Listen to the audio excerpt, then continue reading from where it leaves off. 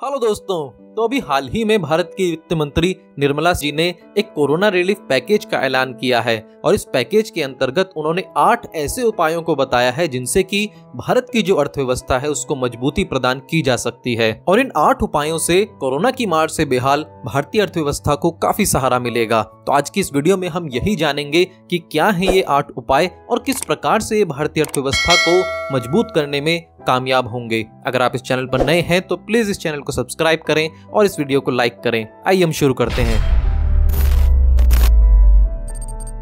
तो भारत सरकार ने इस पैकेज के द्वारा पर्यटन के क्षेत्र के लिए कुछ बड़े कदमों को उठाया है। जैसा कि भारत सरकार ने कहा है कि भारत में आने वाले जो पहले 5 लाख टूरिस्ट होंगे उनको वीजा के लिए कोई भी चार्ज नहीं देना पड़ेगा। यानी कि अब जो टूरिस्ट हैं वो बगैर पैसे दिए भारत का वीजा करवा सकते हैं। और इस स्कीम का जो फायदा है टूरिस्ट 31 मार्च सन 2022 तक उठा सकते हैं। और सरकार ने कहा है कि सरकार इस योजना पर 100 करोड़ रुपए तक खर्च करेगी, क्योंकि जब दूसरे देशों से भारत में कोई भी टूरिस्ट आता है तो वो लगभग 21 दिन तक भारत में ठहरता है और वो 21 दिन में प्रतिदिन लगभग 2400 रुपए तक खर्च करता है। तो यदि बाहर से लोग भारत में टूरिज्म के लिए आएंगे तो भारत सरकार को इससे अर्थव्यवस्था में काफी फायदा होगा। और इसी के साथ साथ भारत में मौजूद 10,700 टूरिस्ट गाइड्स को इस योजना का फायदा होगा। और सरकार ने ये भी कहा है कि जो टूरिस्ट गाइड है इनको भी जो है 1-1 लाख रुपए तक की सहायता टूरिस्ट गाइड को दी जाएगी। और यदि कोई टूरिस्ट एजेंसी चलाता है तो उसके लिए जो सहायता राशि है वो 10 लाख रुपए तक की दी जाएगी। और दूसरा जो बड़ा ऐलान भारत सरकार ने किया है वो किया है आत्मनिर्भर भारत रोजगार योजना के तहत।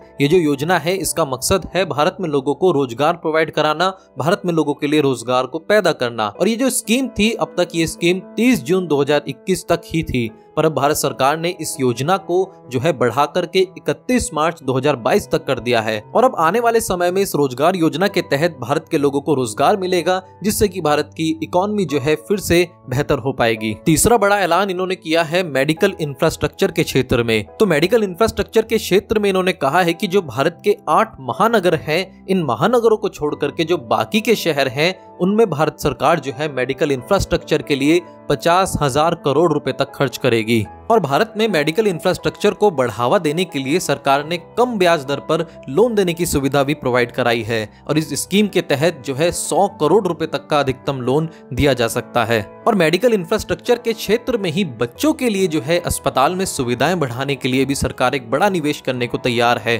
और इसके अंतर्गत जो है सरकार ने 23,220 करोड़ रुपए का प्रावधान किया है। और इस पैसे को जो है बच्चों के लिए ICU बेड बनाना और बाकी की स्वास्थ्य सुविधाओं में बढ़ोतरी करने के लिए इस्तेमाल किया जाएगा। और ये रकम जो है अगले साल 31 मार्च तक खर्च करनी होगी। यानी कि अगले साल तक भारत में बच्चों के लिए स्वास्थ्य के क्षेत्र में काफी काम किया जाएगा। और चौथा जो बड़ा ऐलान सरकार ने किया है वो किया है क्रेडिट गारंटी योजना के अंतर्गत। और सरकार ने कहा है कि 1,01,000 करोड़ रुपए का जो फंड है वो क्रेडिट गारंटी योजना के लिए दिया जाएगा। और इस क्रेडिट गारंटी योजना से कोविड से प्रभावित क्षेत्रों को काफी मदद मिलेगी। पांचवा बड़ा ऐलान किया है सरकार ने emergency credit line guarantee scheme के तहत। और इस स्कीम के तहत 1.5 लाख करोड़ रुपए का अतिरिक्त लोन जो है लोगों को दिया जाएगा।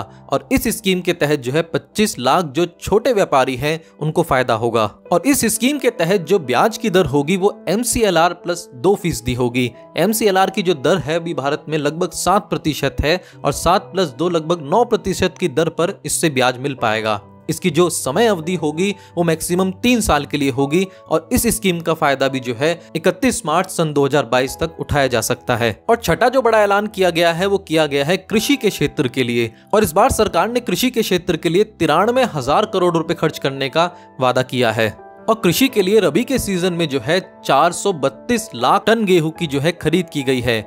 इसके अलावा जो है न्यूट्रिएंट आधारित सब्सिडी को जो है 42,000 करोड़ रुपए तक किया गया है। और प्रधानमंत्री कल्याण योजना के तहत जो है पिछले साल की तरह लोगों को गेहूं, चावल और चना दिया गया है। और इसी के साथ साथ उत्तर पूर्वी राज्यों के किसानों के लिए भी वित्त मंत्री ने उपायों का ऐलान किया है, जिसके तहत 70 करोड़ रुपए का पैकेज इन क्षेत्रों को दिया जाएगा। और इससे जो है उत्तर पूर्वी राज्यों के जो किसान हैं उनको उनकी फसल की अच्छी कीमत मिल पाएगी। और सरकार ने कहा है कि हम बिचौलियों को खत्म कर किसानों को बेहतर कीमत दिलाने के ऊपर काफी फोकस कर रहे हैं। सातवां ऐलान जो सरकार ने किया है वो किया है एक्सपोर्ट को बढ़ावा देने के लिए, और सरकार ने कहा है कि 33,000 करोड़ रुपए की मदद से जो है ANEIA के जरिए निर्यात बढ़ाने पर जोर दिया जाएगा और भारत से ज्यादा चीजों को एक्सपोर्ट किया जाएगा, जिससे कि भारत की इकोनॉमी को फिर से सुधारा जा सके। और आखिरी जो बड़ा ऐलान सरकार ने किया है वो किया है डिजिटल इंडिया के क्षेत्र में, और वित्त मंत्री जी ने कहा है कि जो डिजिटल इंडिया के क्षेत्र में भारत के सभी गांवों को ब्रॉडबैंड के तहत लाया जाएगा और इसके ऊपर कुल 19,000 करोड़ रुपए का खर्चा होगा।